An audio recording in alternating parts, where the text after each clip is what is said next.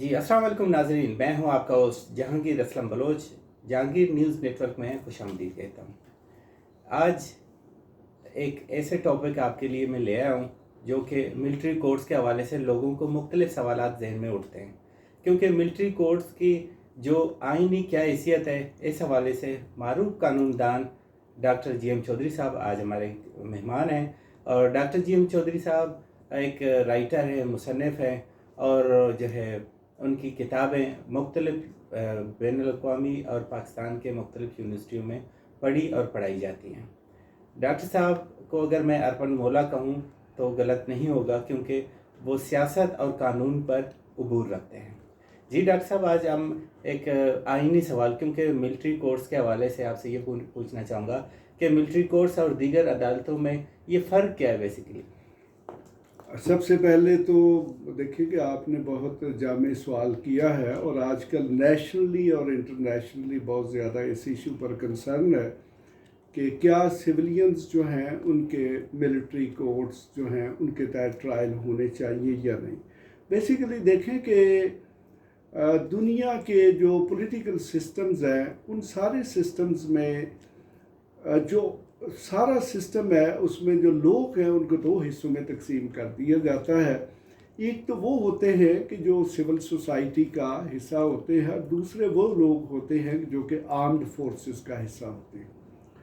अब देखें कि जो सिविल सोसाइटी के लोग हैं या ऑर्डिनरी पॉपुलेशन है, उनके लिए मुकम्मल तौर पर अलग से कवानीन होते हैं, उनको फंडामेंटल राइट्स की गारंटी दी जाती है। और इसी तरह आम अदालतें जो हैं उन कवानीन का नफाज करती हैं और बहुत सारे जो इंटरनेशनल कन्वेंशंस हैं, पाकिस्तान उनका सिग्नेटरी भी है और उन कन्वेंशंस को भी इक्वली जो है वो नाफज किया जाता है। लेकिन जहाँ तक हम मिलिट्री यानी कि आर्म्ड फोर्सेस की बात करें तो वो ना सिर्फ पाकिस्तान में बल्कि पूरी दुनिया में ये जो आर्म्ड फोर्सेस होती हैं इनके लिए अलग से कवानीन होते हैं। चूँकि यहाँ पर कमांड का इशू होता है तो इसलिए ये जो आर्म्ड फोर्सेस होती हैं वहाँ पर ना तो इतना ह्यूमन राइट्स का कॉन्सेप्ट होता है, क्योंकि वहाँ पर अगर कोई शख्स यानी कि कोई भी सबॉर्डिनेट, चाहे वो एक ऑर्डिनरी स्पाई सोल्जर है या कोई ऑफिसर है, अगर वो ऑर्डर्स को कंप्लाई नहीं करेगा तो यकीनन देखें कि वो सारे का सारा जो कमांड का सिस्टम है वो कोलैप्स कर जाएगा। तो इसलिए आम तौर पर होता ये है कि सिर्फ जो आर्म्ड फोर्सेस के लोग होते हैं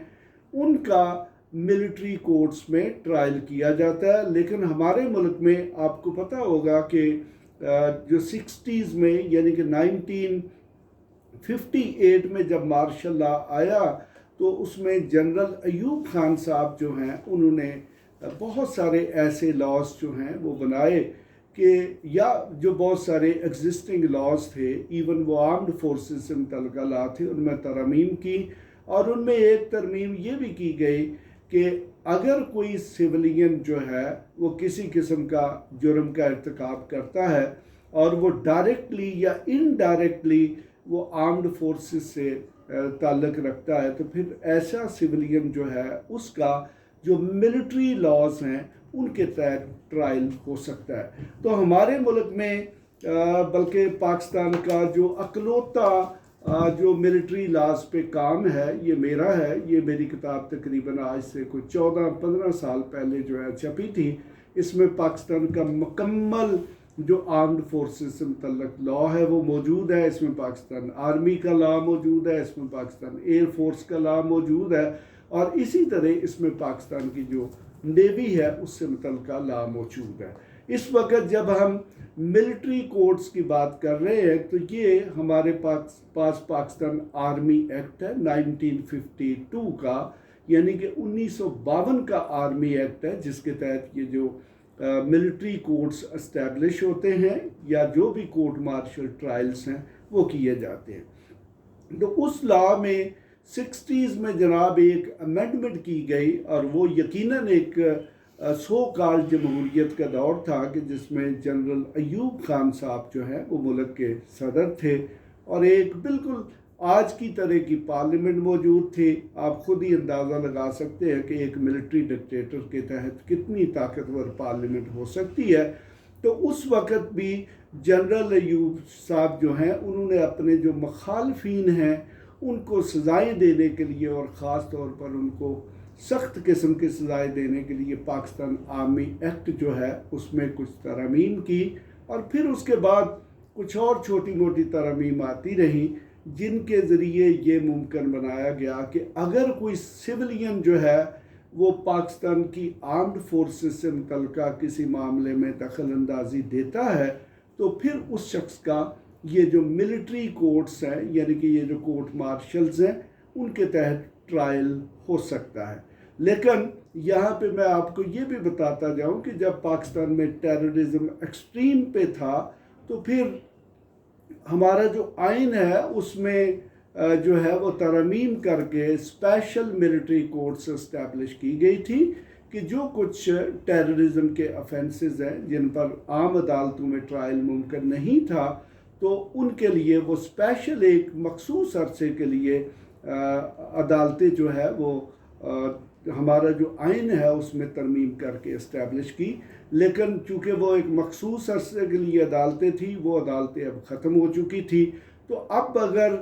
ریگولر یعنی کہ بڑے وسیع پیمانے پر اور خاص طور پر جو ٹیررزم اور دہشت گردی سے متعلقہ اگر افینسز کا جنرل ٹرائل ملٹری کورٹ سے کروانا ہو تو اس کے لیے ہمارا جو آئین ہے اس میں ترمیم کی ضرورت ہوگی. لیکن باقی وہ افینسز جو کہ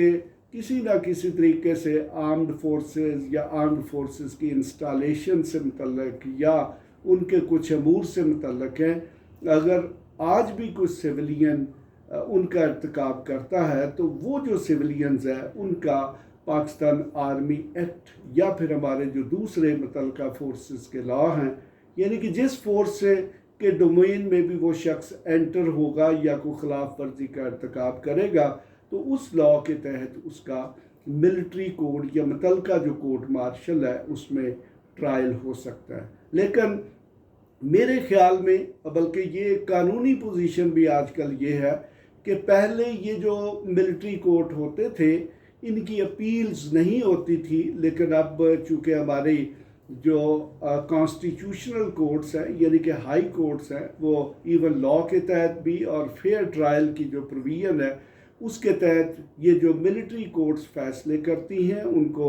ان کے آرڈرز کو دیکھتی ہیں، اور اگر وہ دیکھتی ہیں کہ کسی شخص کے جو بنیادی حقوق ہے ان کا تحفظ نہیں کیا گیا تو وہ ان سزاؤں کو اور ان ٹرائلز کو سیٹ اسائڈ کر سکتی ہیں، اور اس طریقے سے ہائی کورٹس کے بعد معاملہ جو ہے وہ سپریم کورٹ تک جا سکتا ہے. یعنی اس کا مطلب ہے ریمیڈی جو ہے پہلا ہائی کورٹ ہے پھر سپریم کورٹ؟ جی بالکل، وہ جب ملٹری کورٹ سے ٹرائل مکمل ہوگا تو اس میں جو متعلقہ شخص ہے یا جس کو بھی کوئی سزا دی جائے گی وہ ہائی کورٹ کو بھی اپروچ کر سکتا ہے اور اس کے بعد وہ سپریم کورٹ میں بھی جا سکتا ہے. لیکن میری ذاتی رائے یہ ہے کہ اگر آپ سویلینز کا ٹرائل جو ہے وہ ملٹری کورٹس کے تحت کریں گے تو یہ ملک کی ایک بہت بڑی بدقسمتی ہوگی، اور اس کے جو نتائج ہیں وہ نہ ملٹری کورٹس کے لیے اور نہ ہی ہماری آرمڈ فورسز کے لیے اچھے ہوں گے. کیونکہ دیکھیں آپ کسی شخص کو